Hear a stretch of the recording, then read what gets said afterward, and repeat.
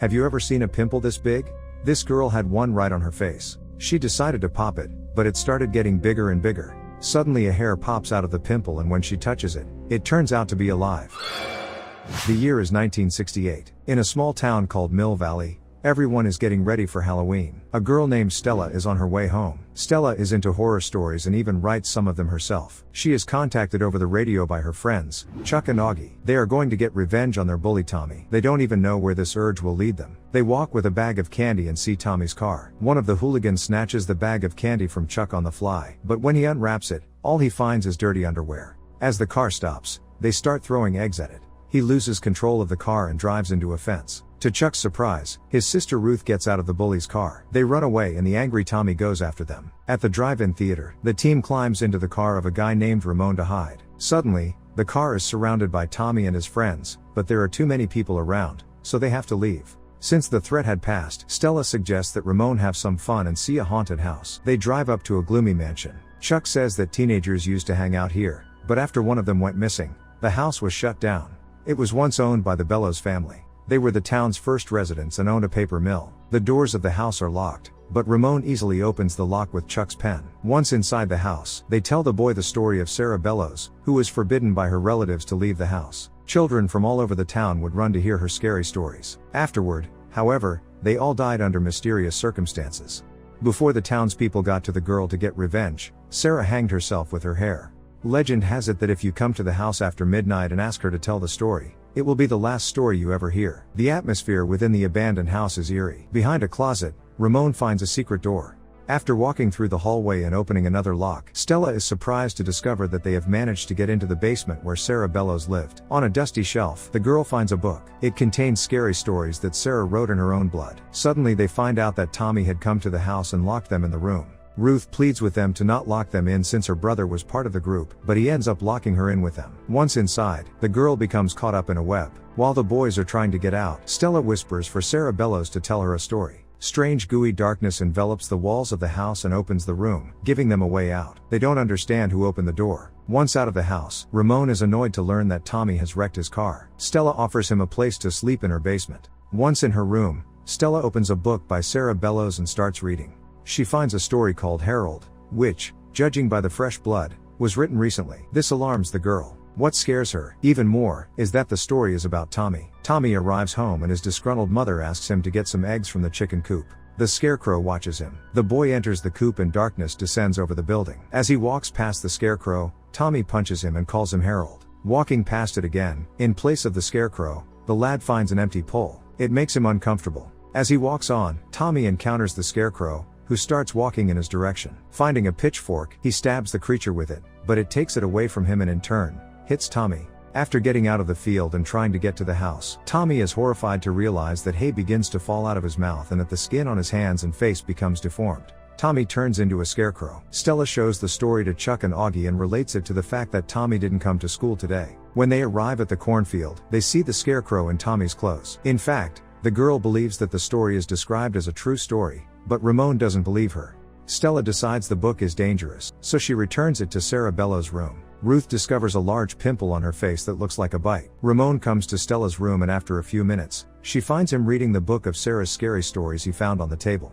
She doesn't understand how this is possible, since she returned the book to its original location. After opening the book to a random page, they are horrified to see a story called The Big Joe begin to be written before their very eyes. Stella, terrified, tears out the pages, but the story continues to be written. She is shocked to find out that the main character in the story is Augie. Augie finds a stew in the refrigerator and intends to eat it for dinner. Stella tries to tell him not to eat anything, but the boy ignores her. Suddenly he eats something from the pot and pulls it out of his mouth and it turns out to be a thumb. He hears a voice ask, "Who took my thumb?" Augie runs away and locks himself in his room. A dead, rotting woman walks in with no thumb on her foot. Hearing her approach, the boy hides under the bed.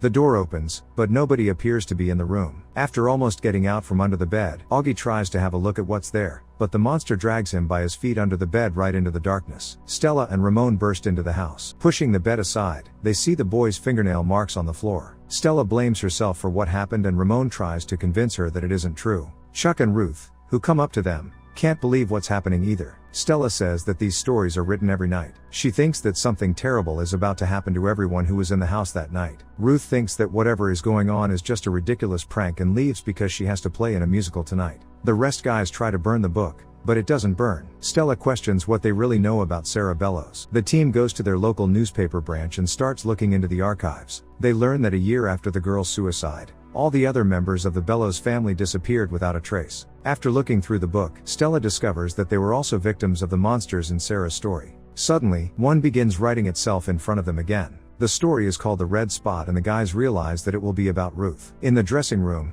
she tries to cover up a creepy pimple, but it doesn't work. Going into the restroom, Ruth is horrified to see that it has grown even larger. Darkness thickens in the corners of the room. She sees something moving inside the pimple. Meanwhile, the team is running around the school looking for Ruth. The pimple bursts and spiders start climbing out from inside. Ruth screams and the bathroom light goes out. The kids find Ruth, who has gone crazy with fear. Stella sees a clot of darkness in the corner. When Ruth is taken to the hospital, the girl says she saw Sarah watching what was happening. Chuck is horrified to report that they are next. The next day, the team goes to the nursing home to visit Lulu, who worked as a maid at the Bellows house.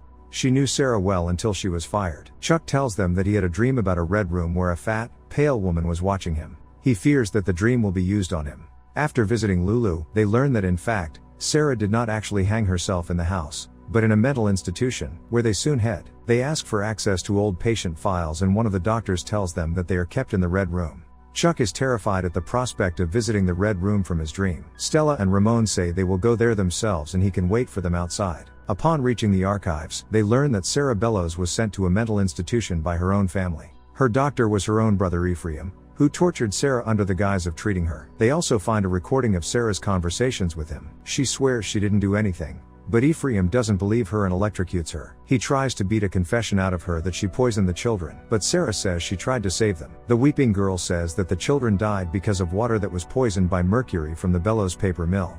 Suddenly her voice becomes angry and she begins to talk about Chuck, who had a dream about the red room. Opening the book, Stella sees the story appear verbatim on paper. Chuck takes the elevator to the roof and reaches the other wing. He finds himself in an empty white hallway. Suddenly a siren sounds and red lights illuminate the hallway. A black shadow crawls along the wall. At the end of the hallway, Chuck sees a bloated, pale woman. He tries to run away from her, but she appears at the other end of the corridor. Soon Chuck sees her coming at him from every direction. She reaches him, hugs him, and engulfs him in herself. Stella and Ramon run into the hallway. On the floor, they find a pen, all that is left of Chuck. The frightened kids tell the sheriff everything that had happened, but he doesn't believe them. What's more, they leave Stella and Ramon at the station. As night falls, the sheriff sees that there is a new story in the book. He goes to Stella and Ramon to find out how they did it when suddenly the lights go out at the station. Stella screams that if there is a new story in the book, they are all going to die. Ramon comes to the conclusion that it is his turn. A smiling head falls out of the chimney, followed by other body parts. In front of the astonished sheriff, the monster collects itself and twists his neck. The creature throws the sheriff's corpse toward the cages where Stella and Ramon are being held. The monster tries to get to Ramon, but Stella manages to remove the keys from the sheriff's belt and sets them free. Stella runs to the Bellows house, and Ramon gets behind the wheel of a police car to detain and distract the monster. After the chase, he drives into a truck, trapping the monster between the hoods. It breaks free,